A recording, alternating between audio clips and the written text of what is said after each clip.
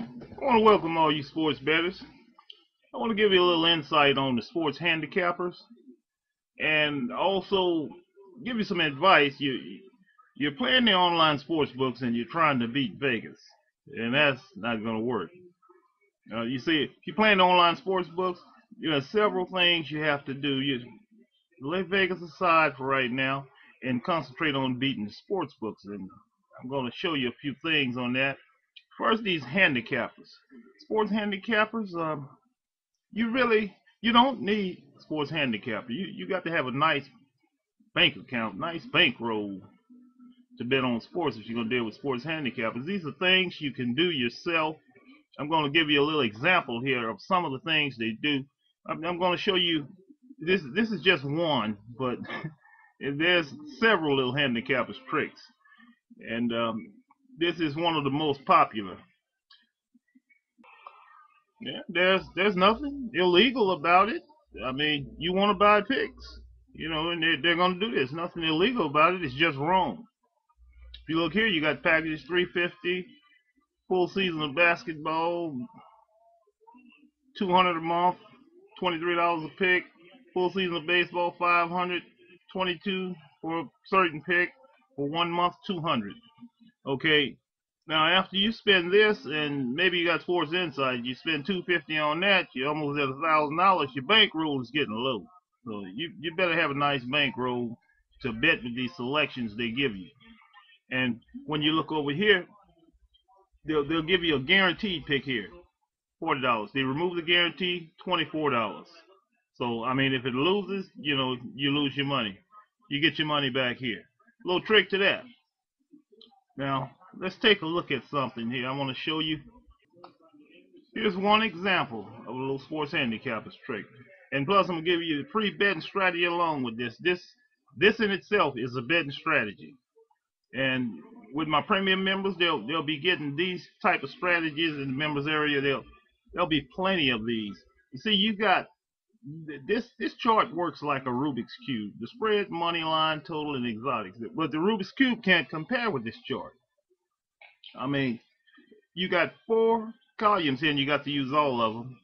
But these 4 columns create over 100 betting strategies. As these numbers change, it changes the strategy. Different betting strategies every time these numbers change. Okay, as we look at it, they'll find a game like this, and this is from 2011. So these strategies don't get old.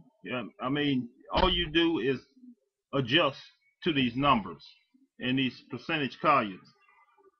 They'll find a game like this, Detroit and Baltimore. Now, Detroit is minus 110 on the money line. Money line, Detroit is going to win here. They're going to win for several reasons. A sports handicapper does a little research. I'll show you how to do all of that. If you look here, what sports handicappers do, if Detroit was to cover this game, they're going to win. Here are the reasons why. They're coming into this series. Detroit lost 3 of the last 4. Number 2, Baltimore has beaten them 7 out of the last 10 times. This is a weak team in 2011. Brad Penny allowed 4 runs, 7 hits, 5 1/3 innings, snap a personal 3-game losing streak. And Detroit received 3 2/3 innings, hit relief from bullpen. That's 0.84 earned run average. Detroit, they remain at the top of the American League Central, despite Brad Penny's, struggles here. But I mean, they were going to win the game. You got too many reasons why. And when you look here, they were minus 1.5 on the run line, plus 180. Sportsbooks don't like to pay that out. They get their information from Vegas. That's why I tell you, play the sportsbooks. If they had covered the 1.5 run line, they would have won here, here, most of this, just about all of this. And in the event, what happened was they paid the 7%, kept all 93% minus 1.5 plus 185. They kept that. What a sports handicapper would have done, they would have given you this game, but on the money line, minus 110, you think that's a great deal. And on the other side, they may have gave, if they got let's say they got 100, buyers. They'll give 70% this play. In the second play, they would give that 14% on that under. Because normally, when a team do this, in case Detroit did cover all this, it was going under. And if Detroit just won the game on the money line, that's a lot of money to pay out, minus 110. You don't have the large sports bettors betting $110 to win 100. So if they had covered all of this, it was going to stay under. They win outright, they still keep this game under because they're going to pay most of this too. So that's two plays sports handicappers have right there. They're going to get 70% this side on the money line, other 30%, 14%. They're taking the 14 on the under.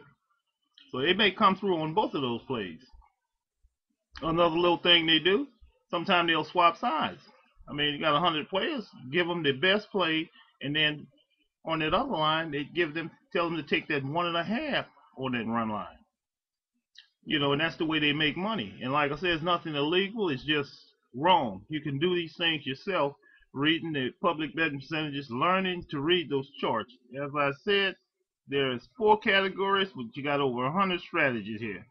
As these numbers change, if this 78% had been here, Baltimore may have won this game outright. They may have won the game. As those numbers change, the strategies change. Now let's take a quick look at the next 2 games in that same series. Detroit 65. Look, 88%, 82. They were all over them again. What did they do? They come back. They win the game by 1 again. Took it over the total. Didn't matter. See that minus 1.5 plus 155. A lot of times they don't like paying that out. When you catch games like this, most of the time the dog will win. They'll win the game outright because Vegas will keep all of this money. Now here's the third game of that series. Again, all over Detroit for good reason. Detroit was a good team in 2011. Baltimore down. What happened? Baltimore wins the game 8-5. They kept everything. Took the game over, paid 72%. It did not matter. On that money line there, that run line, minus 1.5 plus 135.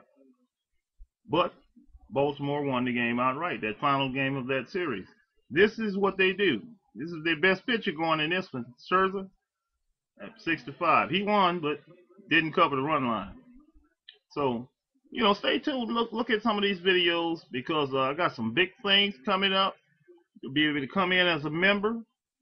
It won't cost you much. You can come in as a free member and get a lot of these strategies, learn to use these charts.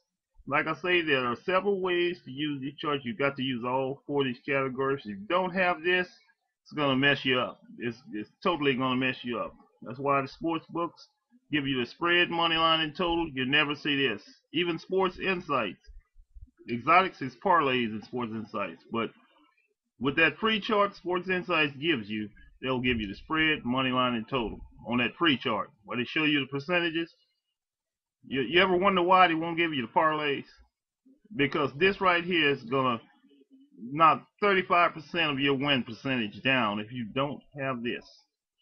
Exotics is parlays when you're dealing with Sports Insights.